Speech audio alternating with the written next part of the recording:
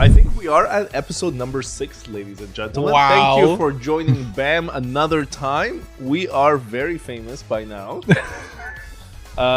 Before we start, I wanted to ask you guys a pretty serious question, because I know you're probably wondering. I'm scared. Since you joined the industry, what is the least heavy type of building there is? Sorry, say that again. What is the building that's the least heavy out of all buildings?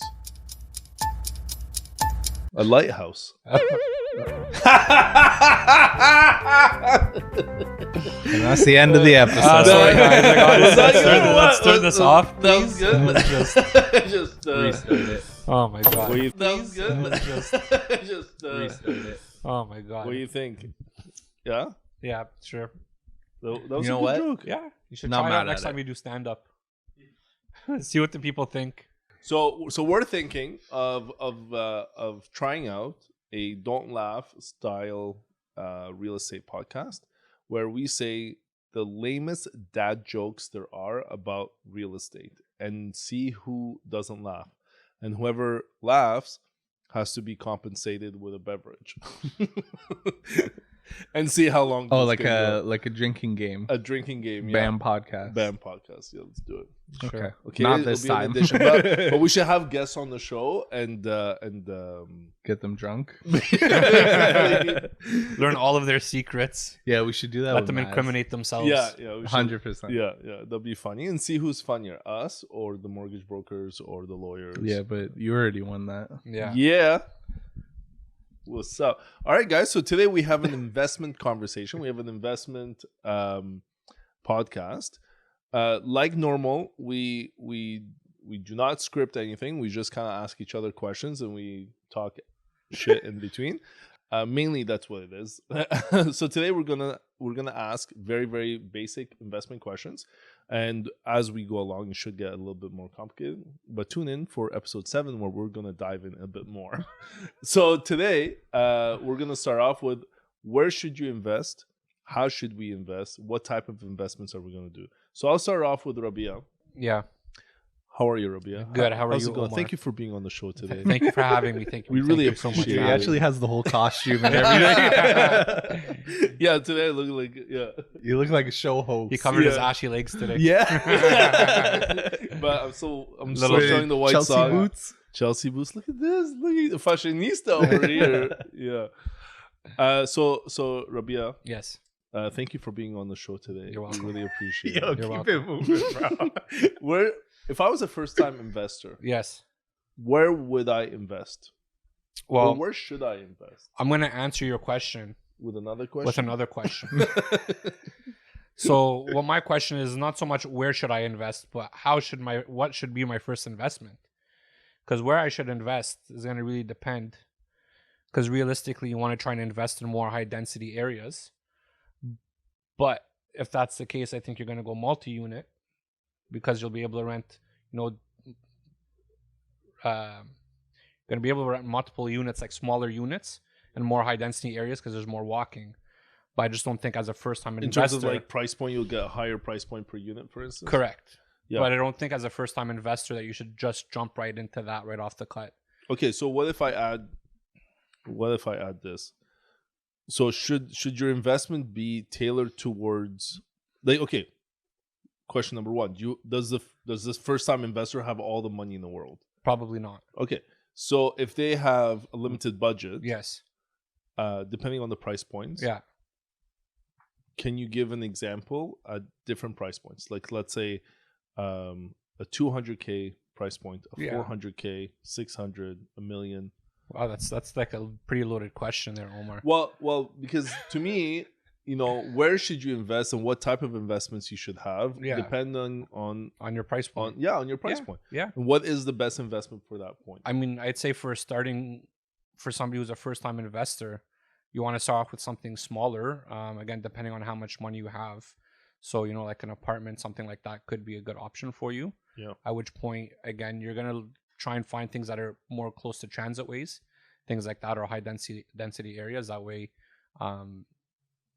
depending on the people who are going to be renting this out, for example, they may or may not have a car, hence the reason why they're looking for something smaller, something cheaper. So that's why those high density areas, things close to transit, things that have walkability in terms of getting to places, things like that. Yeah. So that's what I would say. Personally, I started with a townhouse, just because that was what was available to me, and thankfully I had the funds at the time that I could pull that off. That's a perfect way of doing it. Yeah, and so that's So you did it within your means. Yes, personally, Exactly. I would start with a townhouse. I don't know that the investment of an apartment is going to give you as much of a return as you'd like. I'm gonna fight you on that. By all means, that's Yeah. why I said it, because I know that you think differently. I mean, it will, Well, right? yes and no, but it depends. Again, price point versus Yes. the best thing that you could buy. Yeah, Because if you said, "Oh, I only have my mortgage approval is 300,000," and then you're saying, "No, you gotta go buy a townhouse," then you'll never get into. well, the no, market. you're never going to get into the market. But yeah, take the baby steps. I mean, if you can't afford to go with a townhouse, then yeah, definitely get that apartment. It's better to get into the market with something smaller than to not get into the market at all. Yeah. So Can I switch? Can I ask you the same question, Yeah. Mr. Elliott? Thank you. Obviously, I have to give you the same respect I give Rabieh. Thank you so much for being on the show. We really appreciate your company. Yeah, I here. appreciate you appreciating me. Keep it up. I like the. I'd like to be called professor from That- now on. Just- I think where is kind of a broad question. Like, are you looking? Like, I think that Ottawa is a good city to invest, but there's kind of different like levels to it in a sense. Like a lot of the guys on the internet, they say like, "Oh, cash flow, cash flow, cash We're flow." on the internet, by the way. Yeah, I know, but I'm saying of like other a guys lot on of, the internet but a out lot there. of the stuff that people are selling to people Yeah. is like get as much cash flow as possible. So you can go somewhere like, let's use Cornwall for an example. You can go there and get more cash flow per month, but in the long run, you're not going to make as much money. Appreciation. So yeah, because here in Ottawa, it's an appreciation game, not a cash flow game. I think the appreciation is going to triple what you're going to make over in a cash Hardstory or flow. whatever. Yeah, exactly. In a I cash think flow the focused investment market, game period right? is more of an appreciation game than it is a cash flow game. Yeah. At least Yeah. at the start. I think it's short-sighted to look for cash flow month over month, because Mhm. even if you're getting $1,000 a month, that's 12 grand a year. Correct. $1,000 a month cash flow positive, 12 grand a year. 3 years is what, 36 grand. 3 years on 5% on 500K is like 80 grand, roughly. 5% on what? 500K going Oh, up yeah, yeah, 5% a year 75K, for yeah. that same amount of time. Yeah. You're getting almost double the return.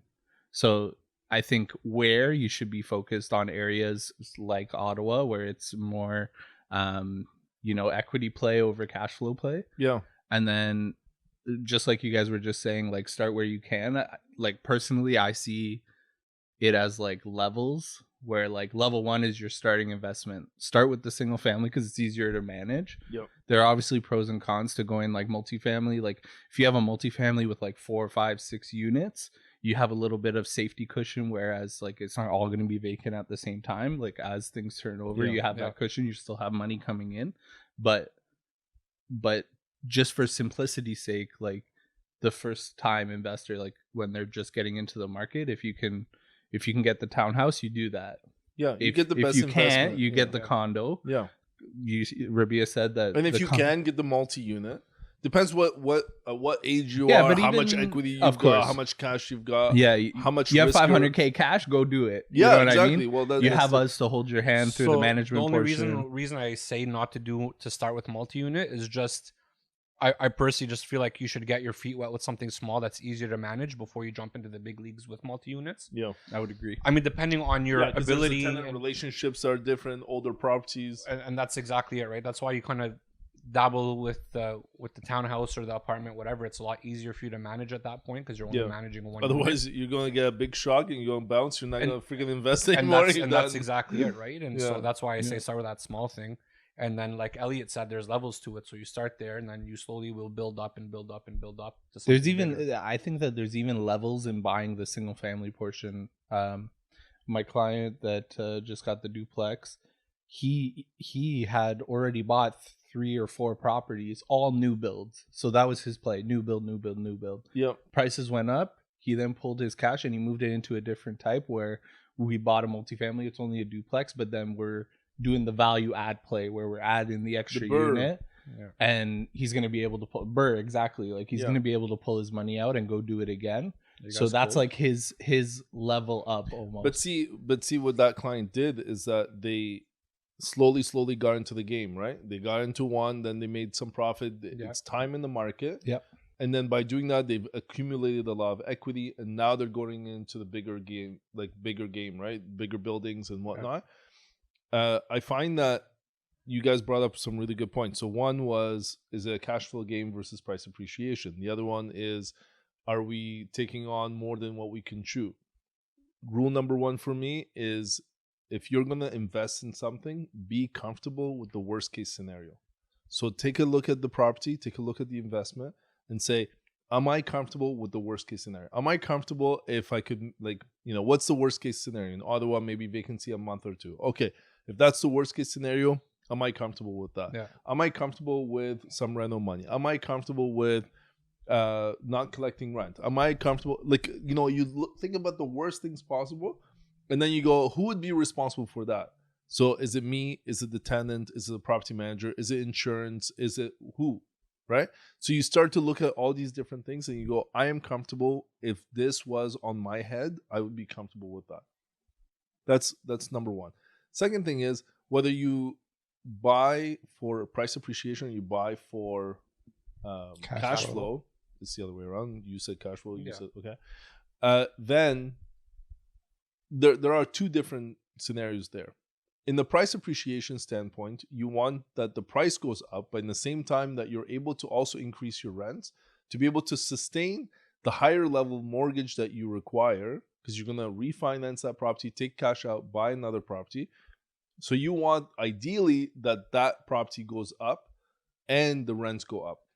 Now, if you have the means, if your income, you have disposable income to cover that difference for the down payment to go into the new property, then you could do it sooner. But if you're starting out, like I did, I required that I either had to do the BRRRR methodology, be quadruple R actually, and add value to increase my rental income so I could have the sufficient cash flow to cover or make a profit and move on to the next property. That is the best way, obviously, to make a ton of equity. And it's taxed at half the amount that you would normally be taxed on normal cash flowing properties. With cash flowing properties, you require probably double, triple, quadruple, maybe even 10 times. So a guy that has 10 doors for price appreciation will likely outweigh the guy that has 100 doors for cash flow purposes. And that one is That's a big jump. Oh, it's huge. It's huge because 10 doors, let's say in Ottawa, you can have 10 doors for $10 million, right? And every year it goes up by 5%. Okay, well, 10, that's $500,000 every year. On the 100 doors. And then, it's compounded. It's not, yeah, exactly. Yeah. And you've paid down about 3 or 5%, let's say 3% for, actually with today's interest rates, probably 1 or 2% of your mortgage. But that's the thing too, right? Interest rates change. So even if you're tight now, that next time you have to refi, you'll be able to pull your money and potentially have around the same payment if interest rates were to go lower than they're at on your original. But after 5 years, the guy with price appreciation, let's say it was 500,000 per. I'm using 10 million to make the general large number, so it sticks, But let's say it's 500,000. After 5 years, it's consistent. That's $2.5 million of increases. Yep. How much cash flow do you think you need to have out of how many apartments to make $2.5 million of cash flow? Yeah. Well, you said 100 doors. At least, man, I'm talking that's. Yeah. And you're going to pay tax on the income that you're making on the cash flow. That means if it's 100 doors, that means each door is giving you $5,000 per year. Yeah. You know what I mean? Yeah. Of cash flow. We're talking about come on, man. So that means 500,000 per 100 doors would equate the same, but you'll be taxed double. But on the equity play, when you refi and pull money out of the property, you're not paying tax on that. No, you're not. So you have to actually calculate, okay, on the cash flow side of things, how much do I have to make to on the make cash this flow month? Is on a daily basis, on a yearly basis, you're paying the tax. Exactly. On the price appreciation, it's only when you sell. Yeah. So your money can which go we a never lot do. faster, Exactly. which we don't. Yeah. Another thing too to bring up is a lot of people want to pay these properties off quickly, and so they don't think of pulling out the equity and re-amortizing to stretch out to make the payments more affordable too. Yep. So there's a lot of people I've talked to, and they're going to refinance. I'm like, well, are you going to pull equity out? They're like, yeah, but like the payments are going to be too much, so I don't know how much I'm going to pull out. I'm like, well, have you considered re-amortizing? Well, no, I want to pay this thing off. Like, but it's an investment. But why? Well, like, why do that's you the want whole- to pay it off? That's the whole point. Because I can see the there's mindset. pros and cons to that. I Yeah. can see the mindset of having your own property that you live in paid off. Like, Yeah. I can see that mindset because then you're not paying the mortgage. Well, also from right? a tax standpoint, you Yeah. have zero benefit to have a mortgage on your property. Yeah. yeah, You have all the benefits to have a mortgage on the rental Yeah. property. So I can see the standpoint of having But- your yeah, personal residence. but people take paid that off. and they kind of apply it to their investments and don't realize that it's the wrong thought process. It's that old school mentality, right? Of Yeah, I can't debt be is in bad. debt and debt Yeah. is bad.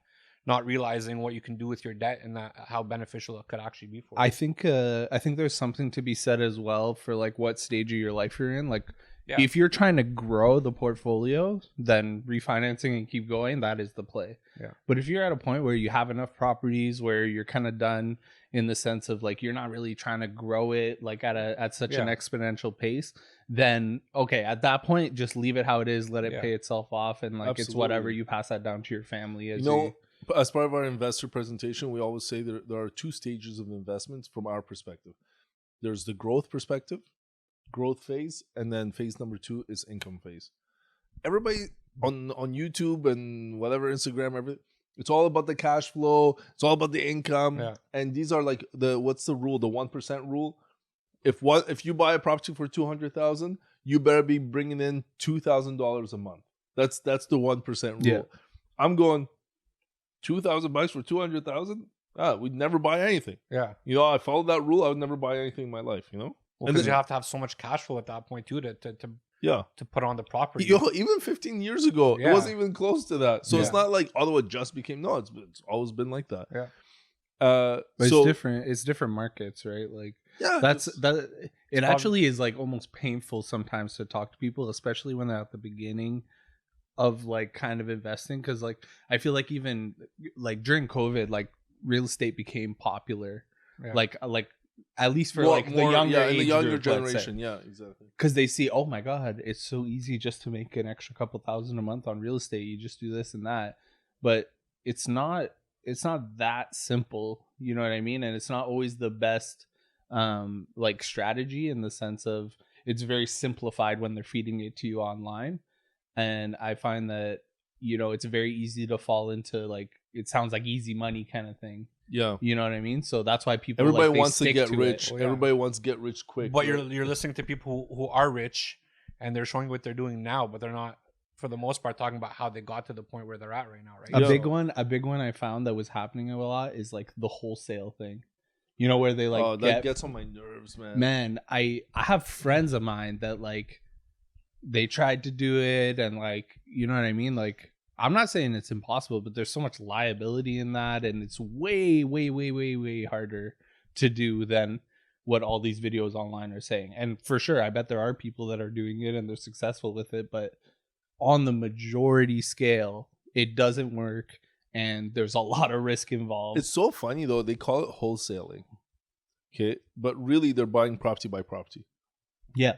Wholesaling to me is, you know, the government of Canada had like 100 units that they want to get rid of. You go buy them, you rehab them, you sell them at a good price, something like that. You get them at like a discount. You get a discount. Yeah, Yeah. exactly. That's freaking wholesale. But for you to go gym and buy it and you try like, you know, It's get not a even really buy good it. price. and then- You have to get it at such a steal, Yeah, and you have to be under contract with it, with this guy and then with the you have seller. to flip that contract. before it closes. Yeah, Yeah. like that sounds scary to me. And like I've seen an example of like a contract that they put together, and like they do have ways out. Like they say, oh, like if I don't have a chance, but a lot of it is like you're positioning it to the seller like, I have a buyer. That's how these guys are approaching it, right? Like, Yeah. like I'm going to sell it for this, you know, like, it's not I just I think don't know. that the sellers are leaving money on the table when it's like that. For sure. Somebody, like, nothing's free, right? Yeah, I think majority of sellers, though, they're smarter. Not that you're dumb to do it, but No, because there It- are scenarios where people are like, I just, like, today I need to yeah, sell it. take it. But they don't know that there's like financing opportunities for them that's cheaper and whatnot. Yeah. You know, even going to a private investor would be better than sometimes wholesaling, right? Because you're losing the property and value. Yeah, Ultimately, someone's seeing an opportunity and somebody in a position who just needs to get rid of the property, and they're just taking advantage of that. Really, Yeah, absolutely. for the most part. Yeah, so I always find that it's good to start with something that you could control, something that you're happy with, something that ideally even live in it, understand what the property is like, and then grow your portfolio bit by bit like that. Once you've accumulated some equity, you've been in the game, you understand the tenancy laws, like that is a whole different world, right? It's not the same. Well, it's not that's the same huge, responsibility. It's not every, you know? People don't realize what laws actually apply, especially in Ontario, right, with the landlord-tenant board and what you can and can't do with the tenant. Yeah. They think that, okay, well, if they don't pay rent, I'm just going to shut off the water and kick them out, or just going to kick the door down and drag them. Like, well, no, you can't just like kick someone out. You can't do like that. you know what I mean? And likewise, if you have a landlord that doesn't want to fix things, Yeah. you can't stop paying either. So there's like these rules are in place because some people abused it, right? Mm-hmm. But again, we talked about this, I think, in the first episode. We don't have the enforcement, like the government enforcement in place to govern the bad or the good. The bad on both sides, the tenant side or the landlord side. And so if you don't have the governance in place, people take it into their own hands and then create bigger and bigger problems. I think part of that problem is that like we have the landlord tenant board, very slow moving, very very like It's like shisha molasses. It's like it's ridiculous. Like I had a friend Nobody of mine. understood nobody. that, Omar. Yeah, Elliott's like, what's that? Yeah, I just kept moving. I had a friend of mine, his sister had a rental property. The tenant stopped paying, and this was during COVID, so everything was like backed up, delayed, or whatever. 8 months before they even got to go plead their case. That's not fair. You know? Yeah. So 8 months they carried the cost of holding the property. Luckily they were able to do that. But if you're in a position where, you know, eight months can be a lot, man, to pay two mortgages, and you know, but you have somebody in there not taking care of the property, damaging things, like everything. But just not to scare everybody, those do happen, but I wouldn't say it's a large percentage. No. Because just like a landlord's looking for a good tenant that's going to take care of that property, Tenants are looking for the good tenants are landlords. looking for a good because hey, if your dishwasher stops working, if your laundry machine's not working, if your kitchen, oven, stove, fridge, whatever, any appliances are not working, if the grass is not maintained, the roof is leaking, there's mold, well, that's bad too. So it's a simpatico relationship that you need between the two of them, and so there's bad on both sides, right? It's a tough business because there's not much profit in it. What you just said is the key. Is that when you're investing, you have to understand that it's a business. It's a business. Like a lot of people, they go into or they think about investing in real estate, and I feel like the people that get caught up in the not knowing about the landlord tenant board and the rules and this, they're the kind of people that are like, I bought this investment property, it's passive income. Well, that's not necessarily true. Like you have work to do on the landlord side of things. You have to make sure your relationship's good with the tenant, and there are of course risks associated with owning rental properties. You have to have contingency plans too, and contingency money if things go wrong. Absolutely. You know what I mean? So it's not cut but and once dry. all that is said and done, overall it's very profitable. Yep. But I wouldn't say it's rags to riches in, like, you know, one day, 1 year, 5 years even. I think even the first 10 years, you buy all these properties and you're like, where am I? I'm still, you know, very, very basic. All of a sudden, the parabolic curve just curves really high up. Well, we've had this conversation before, right? Yeah, I was going to say, I feel like we had this conversation. Yeah, well, especially in Ottawa, where you have like large chunks of time where it's very stable, very slow growing. And then you have times where, you know, in a 5-year period, prices double. Yep. So during that consistent slow time, you kind of need to accumulate what you can. Then when you have times like COVID, for example, I feel like COVID is an extreme example because it was shortened.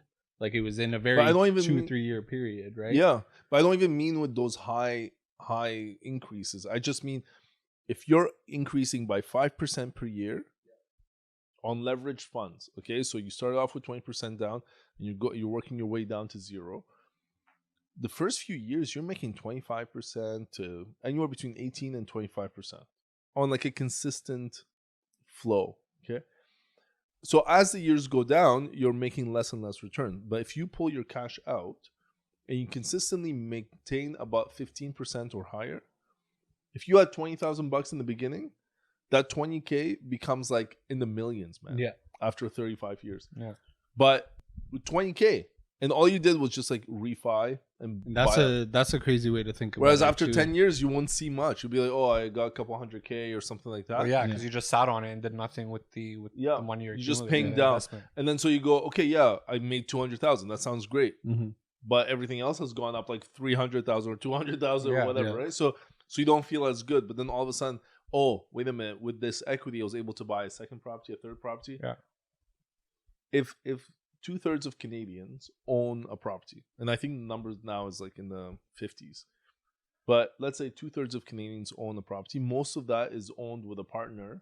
So I would probably estimate like 2/3 of 2/3 own a property with somebody, and you have more than one property by yourself, you're automatically in the top 20%. Done. You buy 3 properties, you're in the top 10%. You have 4 properties or more, you're top 1%. So you just have to hold on with the maintenance. You got to hold on with the tenant issues. You have to hold on with all the risks and the rewards that you got to factor in, all the ups and downs of the financing, and you can't recoup that. You hold on, and after like 10, 15 years, you start making. And I know people right now are probably going like, fuck, I'm going to wait 10, 15 years to start making a dime. Well, take the same amount of money, put it in the stock market, come back and tell me where that number is going to be after 10, 15 years. Yeah. And with a lot more volatility in something like a stock market in comparison to housing. Yeah, absolutely. Yeah. And actually, I don't want to get into a tax on that, but there are tax consequences to that too, right? Yeah. Very similar because it's considered passive. So yeah. Okay, this was nice. So, Elliott. Yep. How much can I afford to invest? You're probably wondering what the hell does that mean? Yeah. What do you mean by that? Yeah, like you're a first-time investor, and so how much should I invest? I think you should first own your own property, to be honest, because you at least get equity play. We don't want to be honest on this. Okay, so let me lie. Just rent, and don't ever buy real estate. No. I think first things first. Like if you're an investor, don't necessarily jump into don't just jump into the rental thing first. I think where you live, you should own to start. And if that means that you own a condo, like an apartment condo, then that's what it is, because that is going to do you better than renting ever will. I do know people that when they were very, like before the prices, went up quite substantially and things were a little more affordable. I know that, at 22 years old, a friend of mine bought a property, didn't live in it, did the rental thing because he was able to still live at home. Nice. And he was able to swallow that, and then that allowed him to get his next one. Okay. So that situation works. But when you get a bit older, and now the prices are a little higher, we talked last episode about the first time home buyer incentives. Yeah, well, not even just the incentives, but like what age group is first time home buyers. Yeah. Now that's getting older, like you don't want to be living at home at 30, so own the place that you. Well, I know some cultures that I think that's mandatory that they live. Oh, it's mandatory. Okay. Jacob's probably living at home. No. He's just going like, yeah, I thought you had to. But point being is like, get your foot in the door by owning your own property. Learn the maintenance aspect of owning property. Period. Then when you're able to either you can pull money from your own, save up, go in with a partner, then you get your first. See, I love that strategy. And Rabieh was talking about that earlier because I got to give you credit sometime. Thank you, bro. Like you go into an investment where you're very comfortable. You go, can I afford to be in this house or this condo? Yes. Okay. Do I like to live here? Yes.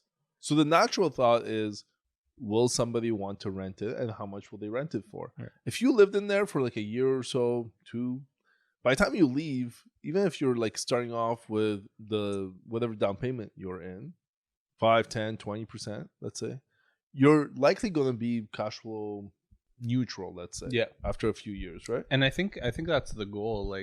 Like when you're, especially even when you're just starting, and especially in markets where it's an equity play, is like just be at neutral. Neutral. Are you okay? Thank you for. Yeah. Make sure. I think neutral is the goal, at least in the beginning, and then as you own it for a longer period of time, and rents go up for that certain property, I think that at that point you'll start to see a little bit of cash flow. Again, you're not talking thousands of dollars, you're talking a couple $100 maybe, but I think that is the goal. And also, living in your first investment also allows you to get to that second one quicker, because then when you're going to the next one, you can buy it to move into as a primary residence. You can use less down payment, so you don't have to save up the 20% down. I think the rule behind that is that you have to live in the property. 1 year. It's 1 year, yeah. But I think for new builds, it's officially 1 year because of the HST. Exactly. But for 5% down, I don't know that there's a rule associated to it. I think that you have to have the intention of moving in. You do move in, and then I don't know how long. Yeah. But you can only buy one primary residence per year, because the definition of a primary residence is that you live there for more than 6 months. Okay. And I think now, actually, with the newer laws that are in, I think even whether it's your primary residence or not, if you sell it before 1 year, selling, yeah, then that's selling, it's a flip, but not if you buy. But if we can just rewind for a second, because Elliott was talking about how people want to be cash flow neutral. Yeah. But I think even being cash flow negative is underrated, and that some people are scared because, like, again, it depends on how much you can afford and what your income's like and whatnot. But there's nothing wrong with being cash flow negative too, if you're looking at smaller amounts month over month, because what people don't realize is that will go towards something like what, like $300 a month kind of thing. Yeah, you know what I mean. A couple $100 a month. Yeah. It's not gonna. Sorry, I shouldn't say it's not going to kill you, because it might kill a lot of people. But you know what I mean? But you factor that in when you're doing the investment. Well, that's a contingency plan that I talk about, right? Yeah. When we said it earlier. And actually something that Omar always preaches. I don't know if you've ever seen his presentation, his investment presentation. No, I never was lucky enough to get it in. Yeah. It's only so should I not talk about it right now? It's for my intim... I'm a liability, not an asset. But the whole point is, some people will be like, just for the sake of the presentation, the numbers, if you've got $100,000, some people are like, let's put that $100,000 down to have a lower mortgage, when they could take $50,000, put that down, your mortgage is going to be higher, but you've got another $50,000 in contingency.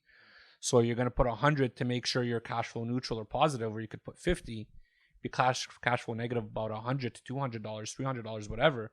But you've got that contingency there. Well, on top of that, you take that 50 that you're just leaving on the side, you put that in a GIC or some sort of investment. You get a bit of, as we call in the office, a little bit of juice on it, a little bit of interest on it. Covers, your cost of borrowing, should be fairly similar. And when you need it, you have access to it. Versus you put the whole 20%. Then now it's locked up. I'm locked up. No one let me out. Akon. Akon was like the first artist I ever liked when I was a kid. I had the Convicted CD. Yeah, the first artist you ever liked as a kid. How old were you? No, like we talked about Tupac. No. Tupac. So wait, you liked Akon before you liked Tupac? I wasn't even allowed. I wasn't alive. Tupac died like when I was born. But like when you were born, nobody like gave you like Tupac. Baby, I have to grow up a little bit before I. You're the oldest in your family. Say that again. Are you the oldest in your family? Sibling? Yeah. I just you're not older than your parents. Oh, I'm so surprised. That's what the fuck was that? No, just siblings. Maybe it was my fault in the way I asked. No, family could be like cousins. I guess. Right? I was just clarifying. You're not wrong. So Elliott is not older than his parents. Yeah, I know it's not common, but it's just me and my sister. Because like I know most of this music because like I'm the youngest sibling, and so my older siblings. Okay, so your older siblings were like putting you on. Yeah, 100%. Yeah, me too. Yeah, well, I'm a middle child. If you guys want to subscribe, no wonder you need so much attention.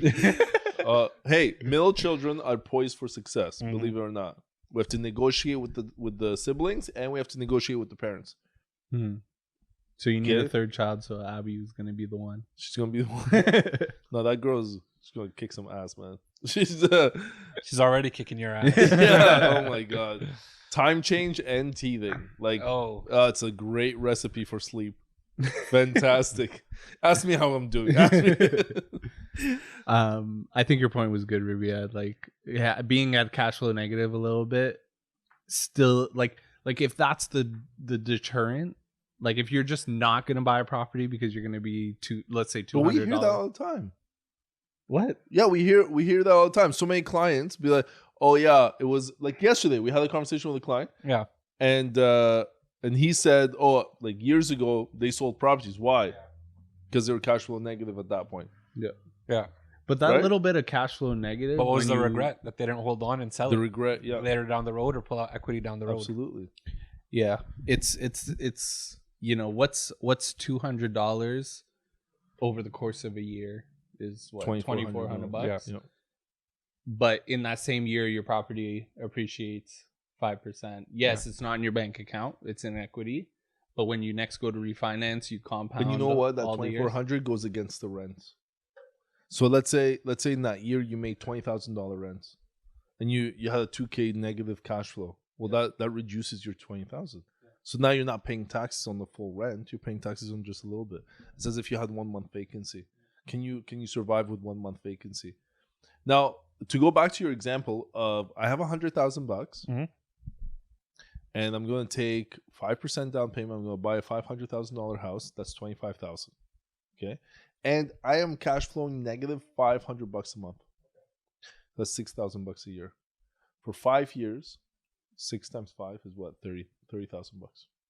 Right? Jawad's probably going like this guy and shit. So now I put $25,000. Let's say closing cost of $5,000, so I'm at $30,000. I got $30,000 of negative cash flow. Negative cash flow. So that's $60,000. Yeah. All right. And it's flawed this because obviously you had to live in it for at least a year. Okay, so we could reduce, $5,000-$6,000. There's an outlier. Yeah, okay. Yeah. I'm just doing quick math. 5%, so 30. Let's Somebody's watching this, writing everything down. And then obviously the rents go up. So we could say $50,000, but then you got maintenance, you got whatever. Okay, so overall, let's say you got $60,000 off that $100,000. Chances are that you'll be able to actually buy a second property with that $40,000 that's remaining in like year 2 or 3. You live in that while you rent out your first one. And now you've guaranteed cash flow. You have money for maintenance issues. You're already in the other property, and you still got probably like $10,000 left to play with in the event of anything happening. And you're at refi stages after a few years. Boom! Now you're actually quite comfortable. You're starting to make some cash flow. You start to make some equity. I think it's a fantastic strategy, but it takes planning. It takes a bit of guts. It takes also the fact that you have to understand that when you go buy the second property, not all banks will treat the first property the same way. And so sometimes they'll consider most of the income. Sometimes they'll consider half the income. Sometimes they'll do something called a wash. There's so many different things. So speak to a professional before you make these investment decisions. Get referred by a lawful agent. But a good point to mention too when you say that is that a lot of people will partner up with somebody else, not realizing how much of a detriment that could be for their second, third, or fourth properties as well, right? Because depending on the banks you're dealing with and how they treat your initial property, again, some banks aren't going to allow you to. They're not going to consider the full rent as income, right? They're only going to consider half of it. But then if you only own half of the property, then they're not going to consider half of it anymore. They're considering a quarter of it. 25%. But you're still liable for the full mortgage. Yeah.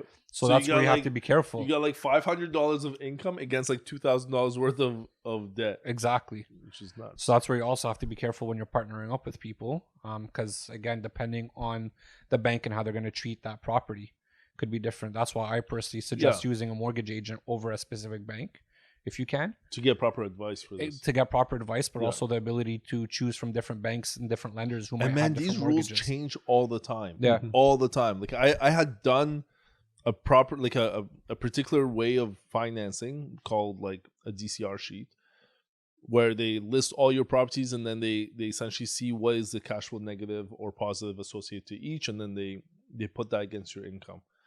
So I had done that, with a client for a particular scenario. Like obviously the mortgage broker has, but it was like all part of the strategy. And then we go to do it for a different client. Boom. Rules have changed. Oh, your ratio now needs to be up by like another 10% or something. And then we're like, what the hell just happened? Like literally I just did it. I just did. So then we had to like restart the process with another bank and whatnot. But that's why like by going into one bank, you're putting all your eggs in the basket, which I did not too long ago, remember? Yes. And then like a week before, they're like, basket broke. yeah, yeah, There basket's goes my definitely broke. eggs. And I was like, wait, what do you mean you can't do it? And they're like, oh, sorry, we were using the 50% rule or what? The amount of frustration. Oh my god, Yeah, I've never the been so amount angry. of frustration. Because I had to figure things out within 1 week. You I can't. don't think like, I've ever come seen on. Omar sweat like that before Yeah. in my life. No. Oh, I was so mad. Like it was just. It's poor I experience. think there's something to be said as But the mortgage well. broker helped me out on that Yeah. at the end, right? So You want to give him a shout out, or did you not pay yet? no, I didn't pay him. That's but I took him out for a nice That was dinner. what dinner was for. Yeah. That was a very expensive dinner. So I hope he remembers. I think that there's something else to be said about the partnership thing and I'm about to just like because Go- you went through it, right? Where yeah. you were in a position where you bought out your partners, and Yeah. we were having a conversation where you were kind of frustrated that you did that because you could have, with the money that you used to take your like that. Yeah. So what Elliott's trying to say is that I'm just not trying to go into too much thank you, I detail. appreciate that. So by buying out, like, so I had partners on a few properties, and then by buying out the partners, I was buying pretty much at like a 30% down payment, call it, when I could have taken that, or probably 40% down payment, I should say, where I could have taken that same amount of money and bought double the amount that I Properties. bought out. Yeah. So let's say you bought out $100,000, but you used $40K. Well, you could have used the $40K on $200,000 of property, and then that property would have gone up more. Instead, I'm just essentially just taking over the mortgage section. But you positioned yourself for the future at the very least, I did, right? So yes, it's a long-term exactly. game. Like It's it purely wasn't long-term. it, it wasn't a bad decision, Yeah. but But I in could see both hindsight, sides, yeah. you were like, oh, Yeah. I wish I had.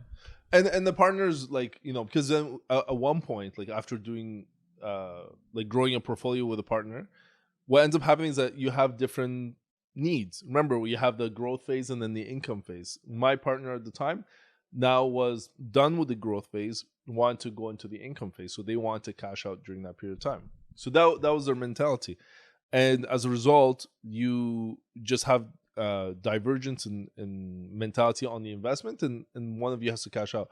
But by doing that, now in 10 years from now, that property can appreciate little bit by little bit, and I could start to pull cash out and then proceed to my next investment goal. But it does set you back but to push you forward a little bit further, right? One step back for 3 steps forward. Exactly. Yeah, just in real estate, 3 steps forward is a very long time. You know, it's, but it's definitely worth it. It's today I was having a conversation and with a client, and we're talking about, okay, so what would you advise a client for, like, how many properties is enough? How much equity is enough? And I said, like, some people, you tell them, what is your 5-year goal? What is your 10-year goal? And they say they're going into retirement and they want $1 million so they could live and whatever. Other people is like, I'm just looking for 200-300. I want to pay off my mortgage. Other people, literally, they'll just say $20 million for, like, but with no calculation. Not many people, except those who are entering retirement, not many people actually calculate what is the goal. But when you don't have a goal, you just keep going, right? And if you keep going with no real goal, then it also prevents you from becoming most efficient. And, like, why not achieve your retirement sooner? Like, why not be 40 or 50 and say, you know what, I'm happy with this salary, and you know.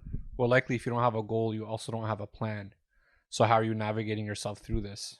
Yeah. You know what I mean? So I think that's kind of first step when it comes to investing. What's your goal? And then how do we need to create a plan to achieve that goal? Absolutely. And that's what I feel like a lot of people lack. Especially we bring up COVID. I feel like a lot of people saw that opportunity to leverage and buy, but I think a lot of people also over leveraged and overbought than what they could because they didn't have the plan, right? So I'm going to ask you guys then on that topic. I'm going to ask you guys, what and I don't know if you know. Okay, you might know intuitively, but you don't know. Okay. We'll see. Okay. It's because you know, but you don't know. Okay. That made I'll a tell lot you, of sense. once I give you the answer, I think you'll oh yeah. All right, so He's just positioning so he can give the answer. Yeah, exactly. I'm gonna give you. You mean Omar wants to talk more than everyone else? Yes. Oh. If somebody wants to retire on a 50K salary, passive income per year, how much investments would they have to have in real estate paid off? Paid off, and they want 50K a year, gross or net? No, gross. Like they want a salary of 50K per year, and then they got to pay their taxes, whatever. Well, you'd have to do the math. If there's a how much? rule, I'm asking you. Okay, What do we look like 50K. mathematicians to you? Okay, Yeah, no, but hold I on, love hold it because on. he's sitting there because he knows he can do the Yeah, mental math like quicker he's than everybody. pre-planned this for Exactly. sure. Just trying to look good in Give me front of any the number. viewers. Give me any number. Hold on. The number of properties? No, cash. Like how much equity do you have to have paid off in Okay, order but to? you'll need $4,166 of income per month from the property. So to get that, I would $1 million. I think with $1 million you can pull that in per month if there's no. I'm talking about net property taxes, the whole works. So Yep. I think if you want 50, then $1 million, because you can get 500K, 3-story, 2-bed, 2-bath, those freehold ones. But you're netting like $1,500 after property taxes and insurance and stuff. Oh, I just rented one $2,400. Okay, so now And no mortgage, right? Because no mortgage. Yeah, so you're Yeah. bringing in 1,800, so you need like almost. Okay, so 1. 1.4 then. Yeah. Okay. What would you say? I don't even know, man. Okay, guys, but it's basically a cap rate. So if you're doing a multi-unit, then you could probably do it with $1 million and a half. Okay, after all expenses and everything. I didn't even want to bother answering because I'm just like, what's the point? He's just going to wanted to prove him wrong. What? If you decide that you want a guaranteed number, like a good number, I would say 20 times. Okay, 20 times. 20 times. Yeah. Whatever the net goal is, or the gross Yeah. income goal is. Yeah. Exactly. Okay. All right. So if it's 20 times, then we're talking about $1 million. 50 times 20 is $1 million. Now, if you want, but that's $1 million. Remember, it's paid off. So if Yeah. you have that $1 million across all properties, you're not going to get 50K cash flow. Because if your mill is like 20% and all, like you have 5 properties and they're each $200,000 of equity, you're not going to get 50K. You'll actually have to sell off and consolidate, or you sell your half the portfolio, let's say, that's least performing, and you pay off the best performing. And most people are not planning for that. Most people are just simply saying, okay, I'm going to have equity everywhere, and I don't know what I would do next. I don't know how I'm going to get the income. I need to sell everything and then take the money, put it into a GIC or something like that. You could have your cake and eat it too. You could have, like, if you want to live in Portugal, okay, you could literally sell off some properties now, take the cash, put it into one property or two, and then now you're living like exactly what you're saying. You're living la vida loca. You're taking 50K a year, 100,000 a year. You're probably living abroad, so you have to hire a property manager. A novel property management. Yeah, exactly. So if you do the 20 times rule, you'll be quite comfortable in today's market. A few years ago, it was like 25 times, but the more the smaller the number, like 20 times, 18 times, 15 times, the more profit that you'll have with the same amount of investment value, right? So that's why the BRRRR method is really good. That's why the multi-units are really good. Because at first, everything looks like, like during COVID, for instance, it was you had multi-units that were on a percentage basis as profitable as a townhouse. But like the year after, every unit went up $50, whereas the townhouse went up $50 in terms of rent. Well, so now you have $150, and then this townhouse went up $50, so that's $100 difference. So already you're starting to make a small little difference between the two. year number 3 starts happening even further and further. And so when the townhouse had gone up $200 and your each apartment has gone up 200, because they relatively go like Very similar. very similar, which is kind of weird, but everything kind of goes up by the same dollar and not necessarily percentage. Yeah. I would say maybe it's like a 80% Smidgen. ratio. Okay, but So you go up 100 on the single, you go up 80%. okay, so I'm still fine with that. Or $240, sorry. Yeah. and then the other guy is going up $80. There's still a nice divergence of 160. So you do that after 5 years. Now you're making a few $100 difference between this and the townhouse, and that's why the more money that you have, the better investments that you could get. But it's still people on the internet, like you're saying, are pushing people away from even getting that townhouse or getting that condo because they go, "Oh, it's not the best investment." Yeah, it's not the best investment for you, Because you're already... because you already have the cash. Yeah. You could decide. And obviously, if you have the cash, go buy a plaza then. Go buy a commercial building. Go buy a warehouse and rent it out to Amazon. If you have the cash, go do it. A lot of what they... But how are you going to get there? A lot of what they preach, I went to a seminar. I'm not going to say who or whatever. But what they were preaching is like skip the singles and go straight for the big boys. Even if you don't have the cash, you could get in with very little like money of your own and just get a partner and like... Yeah, that works, but you're doing all this running around to try and put a deal together when you could have put your head down, saved up 25, 30K and went and bought your own property on a single. Yeah. You know? I mean, unless you're buying that multi-unit to live in one of the units and rent out the other one, For sure. that might be a little bit of a different story too. But But what they're saying is like take a 5-10% stake in a big project by pulling all the people together to put this deal together. yeah. And So then you have this huge liability. Yeah. And you only own a small portion of Yeah. it, right? Like your name now is on that. And then every time you go do anything, like going to get a credit card at a hardware store, they're like, no, you have too much debt. Yeah. You know, mind you, I should say commercial financing versus personal retail financing is completely different. We could get into that another time. We could bring in a specialist on that. Because once you go 5 units and more, you usually have, most banks require that you go on the commercial financing side, and that's completely underwritten differently, and it's really specific to the property. And you as an investor is just more of a, I wouldn't even You're say a face. collateral. You're like the story behind it for them to make a business decision. Because they look more of like if it can service its own debt kind of thing. Correct. And how... So you could do what they're saying, like you could go and pull 5% here, 10% there. You could do all that stuff as long as it meets the requirements of the bank from a commercial. I think underwriter. even still though, like you have so many partners and everything, and you own such a small percentage that like if you wanted to pull the money out, but not everybody's on board, there's a headache in that as well, right? Like and then who's going to pay for it? That's where the Yeah. planning comes into play, right? Exactly. Yeah, but a lot of people are just jumping into things. Yeah, exactly. Before we finish, I want to bring up one more thing that I Yeah. think is probably important for the investment topic. I already said the lighthouse joke. When should you be putting your foot on the gas and growing the portfolio? Ooh. Like, personal opinion, right now is a great time to do it because majority of people are not doing it. Mhm. When everybody else is in fear, you should probably be taking advantage of that, because I think there's opportunity in not doing what the masses are doing.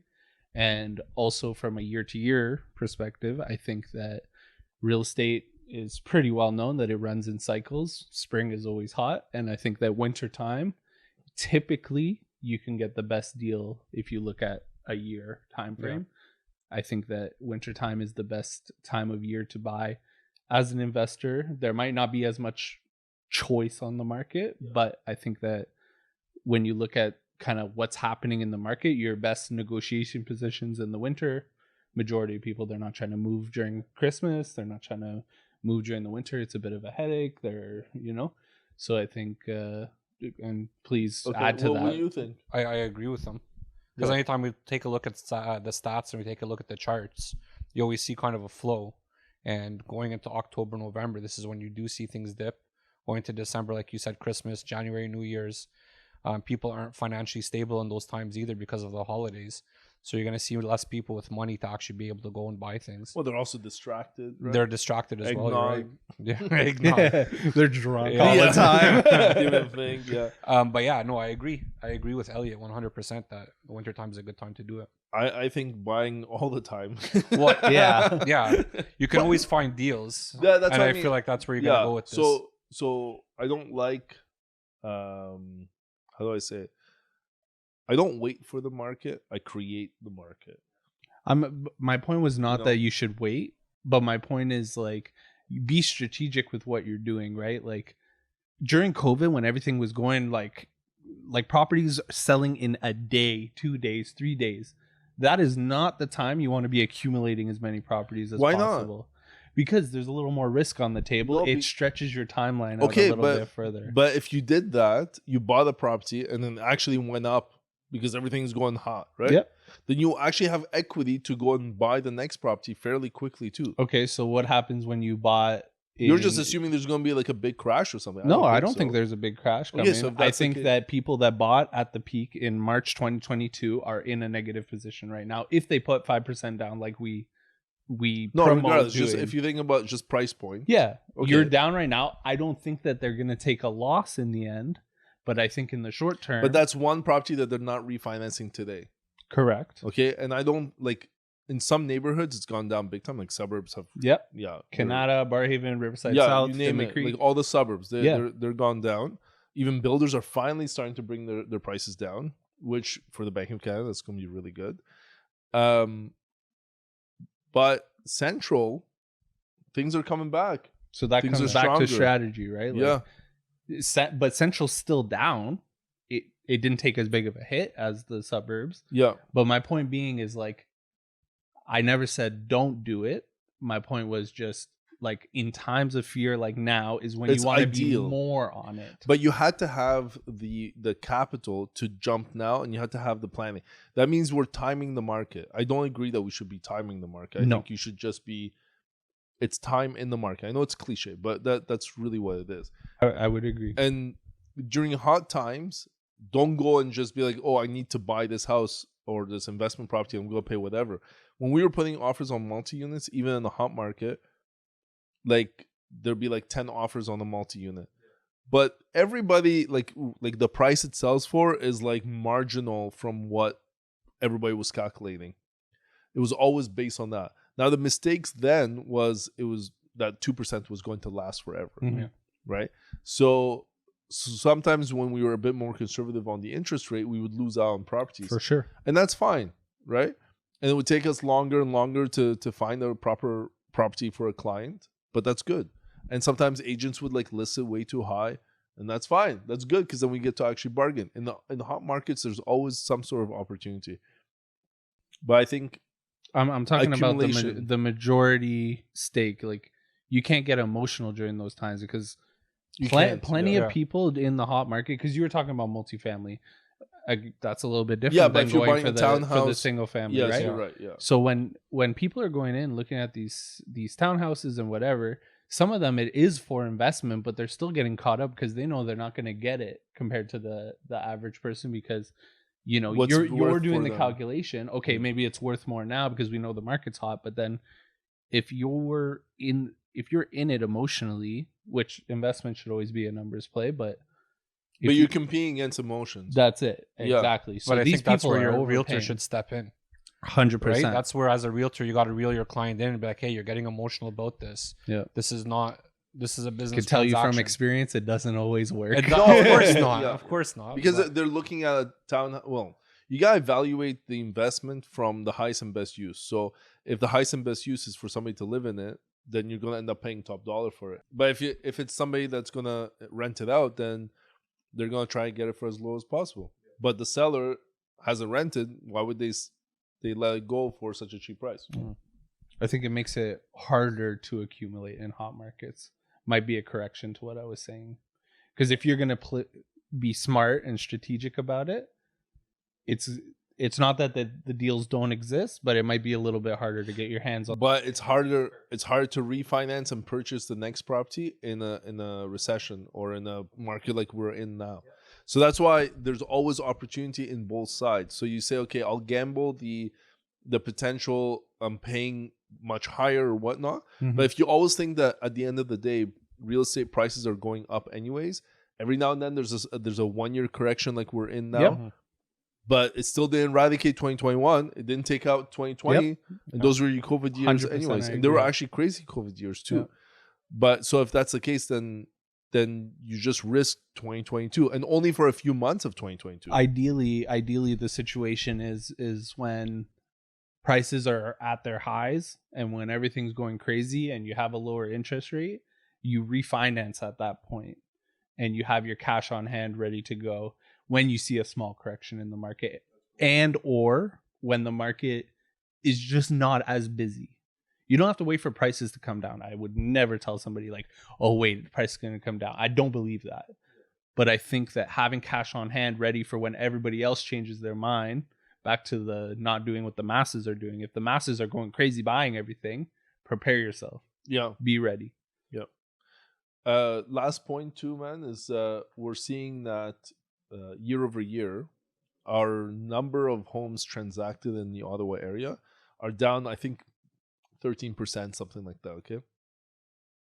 But if you look at the 5-year average, we're down like thousands of properties. It's closer to 30-40% down, which is nuts and that's a 5-year average. And only really, I think it was last year, the year before, where we actually hit a peak of number of sales, but all the other years were like fairly low.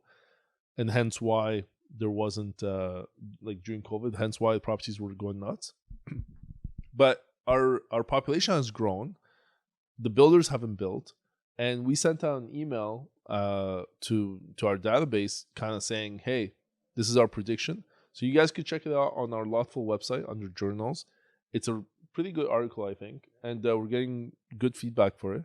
But check it out. Let us know what you think about our forecast, because I think between now and spring, it's going to be two different markets. I'm not saying it's going to be nuts in spring. All I'm saying is that it's going to be very, very different. Right now, we're lowballing 50,000, 150,000, whatever Seeing we think. properties going 50K under asking type. All the time, all the time. And only a few properties are going above. But That's because they're priced really low as well. Yes, right? exactly. So it's all just to get strategy. it over with. Yeah. And so, Well, we had that conversation, right? The only people that are selling are the people being negotiable or getting ahead of it and just pricing it what's going to sell. yeah, absolutely. The people that are holding and firm and stiff on their price, they're sitting on the market 60 days plus. Absolutely. Yeah. Well, any closing remarks, guys? No, I think that was good. Yeah. That was nice. Well, thank you for joining us for another episode of BAM, Brokeassmillionaires, Bam. where we talk shit about real estate and each other. Well, we don't really talk shit about real estate. We talk shit about each other, and we talk real estate. Yeah. This was a pretty kosher episode. This It was was very very good. calm. Yeah, we Especially- didn't even make fun of his gel hair. No, Oh, my gel hair. fuck's sakes. I thought we were over. No, I thought that was over. Yeah, No. we banned it. I can't wait till I stop putting gel in my hair and see what he's gonna make fun of at that point. Yeah, Yeah. you'll find something. Yeah, there's so much to find. There's so much to this. We can have a whole episode on Rabieh. Yeah. That's it. All right, guys, thank you so much for joining. Again, share and like and subscribe if you haven't already done so. I appreciate your support. Thank you again. Thank you. Cheers.